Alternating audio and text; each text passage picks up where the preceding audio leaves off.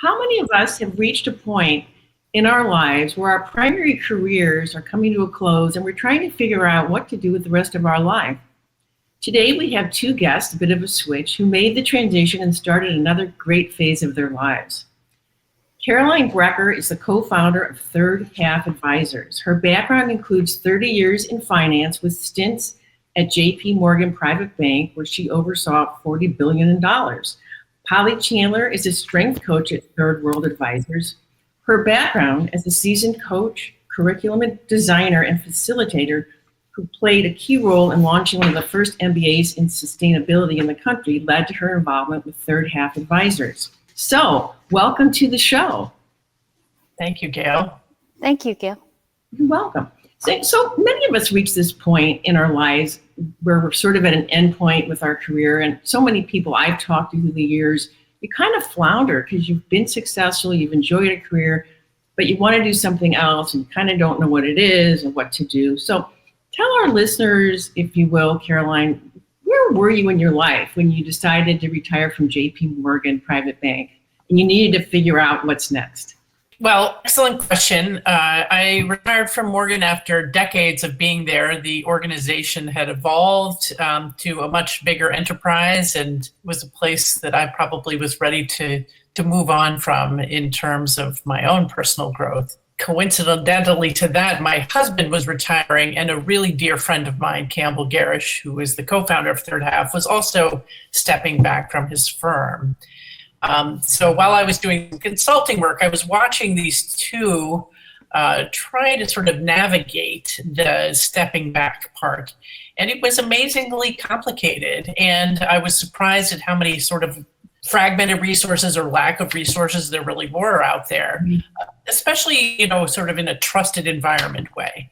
And again, our longevity has changed so dramatically. We've, over the last century, gained 30 years practically in life longevity. And to know that people would be kind of floundering around for not just months, but potentially years was really striking to me and to Campbell and my husband. Yeah. So it really spoke to a need in the marketplace for some sort of community to help people have a little light structure in thinking through this next chapter.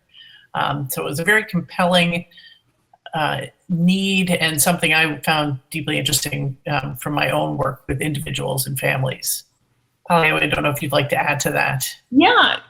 Polly, how about you? Tell us a little bit about... So my transition was very much came from an intentional activity of logging what was energizing and what was draining me. And I kept track of it for several months while I was still the chair of the Department of Management at Antioch University. And over time, I saw a pattern, which was what was energizing me most was coaching and mentoring students and faculty in transitions.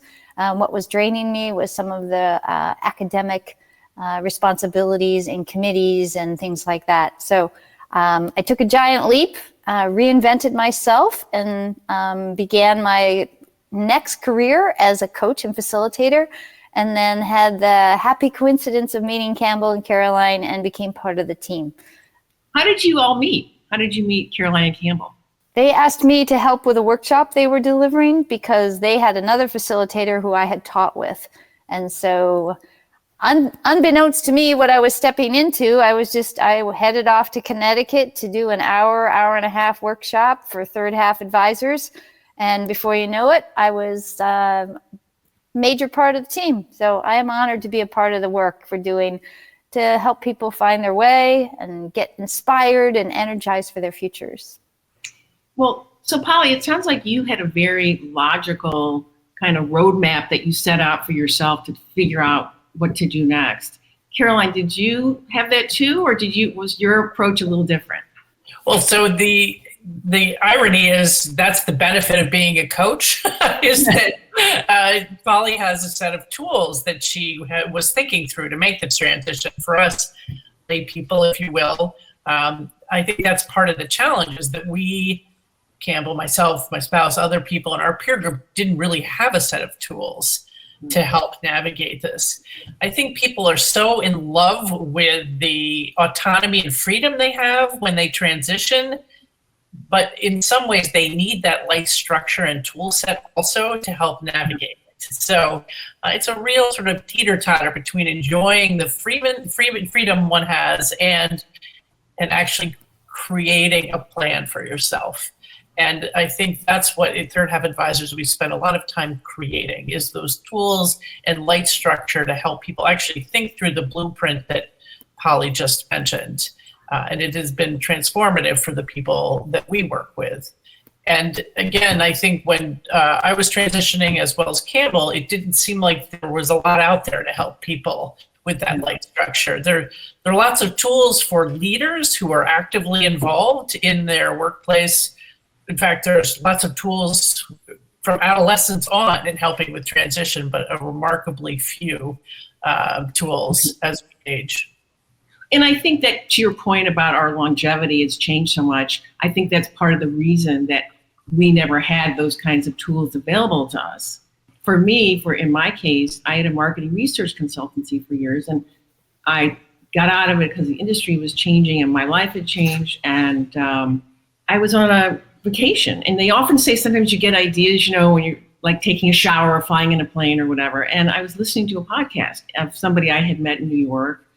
And I thought, I could do that. That's what I used to do. I used to interview people. So that's how I kind of got started, kind of got the wheels churning. But, it wasn't like there was a tool set out there for me either. And it took a while. And Gail, to your point about the longevity piece, if you're a 60-year-old today, you have a greater than 50% chance of living to 90 plus. That's a lot of time. Right. And, our society has created this arc of, all right, we're all sort of done in our late 50s and early 60s. But literally, we almost have a lifetime left, potentially, of what we could be doing. So society hasn't quite addressed that. And we need to create more forums and trusted environments and tools for people to really address all that time. And what we found is what made people very successful in their careers is a quite different tool set for this next phase, where people are grappling with authenticity, what they really want to be, and a more portfolio life strategy, meaning it's not just one thing they're doing, but a variety of things. Oh, tell us about that. I was just going to add, the one thing we've noticed is that people don't even find the word retirement fits with this longevity. Yeah, I like to say rewirement. We're rewiring. Yeah, rewiring, transition, and we may transition 2-3 more times before we pass away. But the thing is that even that model of retirement doesn't fit with this model of longevity. No, you're right. You're right. So on your website, you use the metaphor of like a rugby match. And I was wondering how you compare life to a rugby match. And I thought that was a great metaphor. Could you tell our listeners a little bit about how that came about? So to be honest, I'm not a rugby player. But I think he's Campbell, right? Nor am I. Campbell was a rugby player at university, and he really enjoyed. Excuse me, just to interrupt for 1 second. Campbell, who couldn't be with us today, is also a co-founder of Third Half Advisors.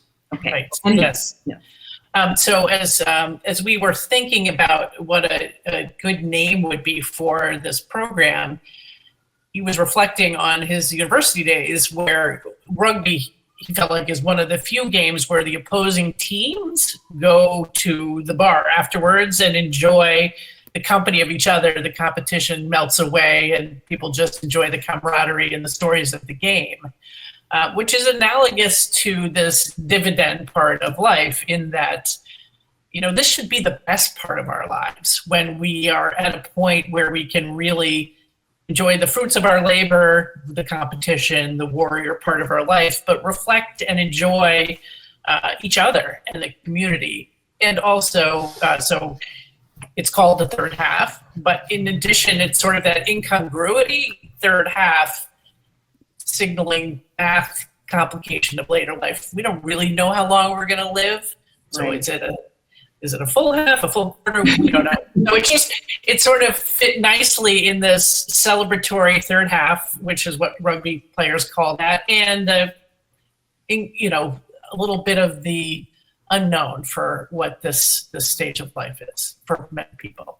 It's just stuck, and we've continued to use that name. So Polly, tell us, I mean, you're the strength coach. Tell us what that really means. Sure. So all of the participants in our programs take the Gallup StrengthsFinder assessment. And this is a tool that we have found is incredibly empowering, because sometimes when people are in this big transition, they've lost track of what their greatest energy comes from. They may know their talents, but they may have lost track of what is it I love to do most of all. And so the StrengthsFinder assessment is a scientific-based tool designed by a large group of organizational psychologists from Gallup that has high reliability and validity. Almost 5,000 people a day take it. And what we know about it is that when people can name and claim their strengths, they have a much more likely to be successful, and that they can create a strategy that is going to be life-giving because they're in their strength zone. And so we use it as a tool for coaching, for programmatic design, and also for just kind of following and tracking our people to check in. How are you doing? Where are you getting stuck? Because some of our greatest weaknesses are when we're misusing some of our greatest talents. So we try to help people tune in a little bit so they're not waffling a little bit, because people waffle during this time. Right. Walk me through, like, if somebody were to come to Third Half Advisors, what happened? What happens initially? Walk us through. Tell our listeners a little bit about your process. I'll just start, because this is the part where I just really love is we sit with people, Caroline Campbell and I, and we hear their story, and we really listen in to hear, like, what's going on, what's going well, what's exciting you, what are you worried about, where are you stuck? And so by listening to them and understanding where they're coming from, we can really help direct them to which of our program options is going to be the best fit. So, and what are you want to add to that? So we have a couple of modalities. One is virtual programming. So born, of course, with many organizations during COVID, we have a group program that is what we call kind of the Berlitz version, which is 2 kind of chunky days of group conversation coupled with individual coaching. As Polly mentioned, also we have one-on-one coaching as well. And so there's an independent series that people can take. So that's the virtual realm. In addition, we have in-person retreats. So we have both our own, and we work with affinity groups to have programs that last anywhere from 1 day to 2.5 days. And those are also extremely effective. And where are those retreats held usually? They're actually all over the country. Oh, wow. We've had them everywhere. And continue to sort of build that piece out, because people seem to be really craving getting together. And then as a follow-up, we have what we call a lift series, which is just topical information from experts. It's meant to be interactive on Zoom to help people follow up with things that are on their minds around managing the portfolio life. For us right now, we are launching a executive women's membership group that's happening actually this week. And then we will additionally be having a Third Half membership model later in the fall. And again, that's to help people think about everything from creative pursuits to board membership, being a director, to consulting work, to global travel. So those are all the things we're working with our clients on. Interesting. I keep getting things on LinkedIn myself that I don't know if they're bogus or not, about, oh, we want you to be on our board or whatever. And, I don't really have an interest in that right now, but I'm not really sure they're even legitimate. It's through LinkedIn. Yeah. Good question. I mean, I'm getting as well a lot of different types of solicitations. I'm not sure where they're necessarily coming from. I would say that board work in general in the Third Half is emblematic of what people love to do, because it's flexible. It doesn't require a consistent obligation. So the construct of it is nice, because a couple times a year, potentially, you have a group of interesting people around a common goal in a company, et cetera.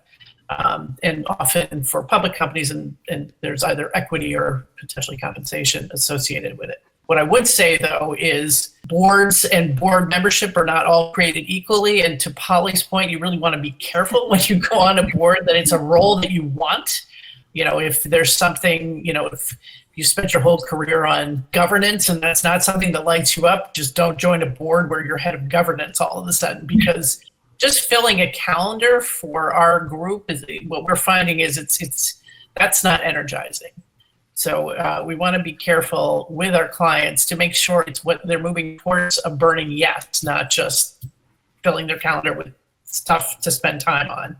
So the essence of board work is really appealing, but it can be created in other ways, consulting, other types of flexible opportunities. So to Polly's point, we really want to make sure these are very individual conversations around what this next stage looks like. I would say no two people are doing it the same way. Caroline, do you notice any trends among different ages? In other words, if people come to you who are, let's say, 65, 75 maybe, or maybe a little older, are there any trends of what these people end up doing? It's interesting because I don't know if chronology really is the factor more than curiosity. To me, I see amongst all age groups that curiosity really dictates the next step. I think, clearly people who are in their later 70s and 80s they have slightly more challenging health experiences, and they may also be with a partner who's having health experiences. So that caregiving role is definitely something that's entering in more explicitly for that age group. But Polly, I'm curious your thoughts as well. I think it's really, not to sound cliche, but age doesn't necessarily have a number because it really depends on the mindset. There are some much younger people who act much older and vice versa. Right. So Polly, maybe you want to add into your thoughts as to the trends you see. Sure. One of the beauties of the Third Half Advisors is we attract anybody from 40 years old to 80 years old, and all points in between. And it's the cross-pollination of these different ages that has helped us to see that there are certain patterns that no matter where you are, where you're 40, 50, 60, just, about to leave your job or been out of work for 10 years, that people can actually support and give guidance and reflect. And by being on this familiar path of transition, I would agree with Caroline. It's not so much how old you are as much as a mindset of what is it I'm longing to do most of all that's going to give me a life filled with joy and energy, and who are the people I want to have walking with me on this journey. And what we've noticed is we can have this beautiful pair of a 45-year-old sitting with a 68-year-old, so much in common. And it is those commonalities that they are able to build the next chapter for themselves. You're absolutely right. I live in a community where there's people of varying ages, and it is your commonality, whether I have friends who are older than I am or younger, that kind of draw you together. Absolutely. I think the commonality of purpose or feeling like you have a strong sense of purpose is ageless. And we do know that there's 33% lower risk of a stroke and 22% less cognitive decline for people across the board who have those strong senses of purpose. And so that is really very important, no matter what age you are. To keep that sense of purpose. And that's why it's really challenging to have the words like retirement, which means to withdraw. That is technically the definition of it. And we don't want anyone to be withdrawing. They can take life. I don't like the word senior. I don't wish there was another word for senior. Right. The other thing that's complicated is the word reinvent, because for many people, this is their shot at being authentic. And it's not that they necessarily have to reinvent themselves, but it's more about finding the core of who they are and the values that resonate for them that may be latent all along. Some of our exercises take people back to earlier dreams and hopes. And I think What we do and why I think the Gallup StrengthsFinder is so helpful is we're focusing on the positive of people and sort of the essence of them. We're not trying to change them, make them someone else necessarily. I think that's also an important piece of the evolution.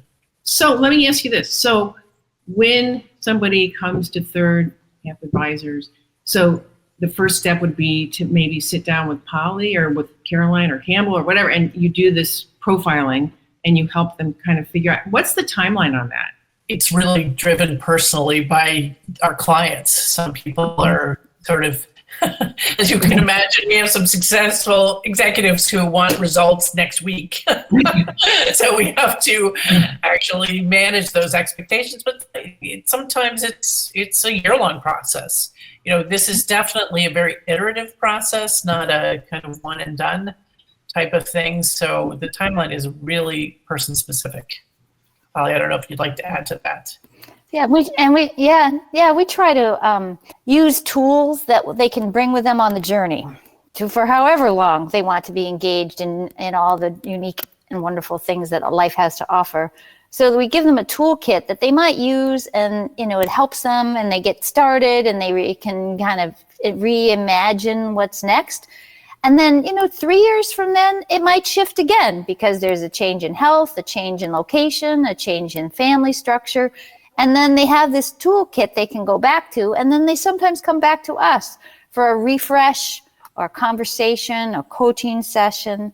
So we like to see ourselves as not a one and done company. Sure, we want to get people launched and onto their next chapter and season of life, but that's why we have these lift series, these retreats.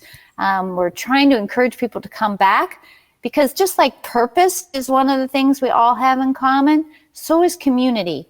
And having a strong sense of community is really one of the key things, I think, to people traveling together on this. And, we find people coming to our retreats and they start to form friendships. They support each other. We had an example recently where this group of women were on a retreat, and there was a little affinity group of people who were taking care of their parents. And they were talking about how hard it was, and they were working, and they had parental care. And then about 10 days after the session ended, one of them lost her father. The outpouring of love from the participants in this group, sympathizing, empathizing, what can we do? We're here for you. I mean, it was unbelievable how quickly this group of people who had only spent 2.5 days together rallied around this woman who lost her dad. That's so nice. That's a great story, Polly. It's really nice. It was powerful. Yeah, it was really amazing. Of this company years ago. It sounds great. The community piece is really so valuable, and the isolation people feel after they leave their workplace is very profound for people and untethering. Yeah. So, we talk about sort of the honeymoon period of leaving your work and then this dip part, and our job is to help with the dip because I think it can feel very dislocating in the following months of changing your workplace. Well, it's been a pleasure talking to both of you. If there's anything else you'd like to tell our listeners, they'd sure like to hear, because this has been a fascinating conversation and so useful and helpful. Anything else? It's been a pleasure. I think we just, the more that we can support each other in this phase of life and continue to reach out for help on this, I think it's important both for men and women. We hate to hear people sort of silently suffering around this. So we certainly hope that people do feel comfortable talking about this, because it is definitely a real and challenging thing that our society is facing. The ageism is a thing in our country, and we need to pivot and really think about what mastery in community looks like, especially as people's families tend to disperse more, and that community and clan is changing for many people as they age. Well, that was kind of the basis for my starting this podcast, was I feel that older people, and we're living longer, have so much wisdom to dispense, and your life isn't over at 65. So that's why I have a lot of older people on the show too, much older than you, Caroline and Polly. But it's been a pleasure. How would my listeners reach you if they want to reach out to you? What's the best way? It's really through our website that they're able to communicate with us. And there's a hopefully pretty obvious way to just contact us. And the website is thirdhalfadvisors.com, and that is all one word. Okay, great. So, and Gail, you're doing wonderful work as well. Keep on, Thank keep you so on, as much. they say. I think it's just terrific. Thank you, Caroline. Thank you so much. Pleasure to meet you both. Thanks for inviting us. Of course. Bye-bye. Bye. Thank you, Gail. Thank you.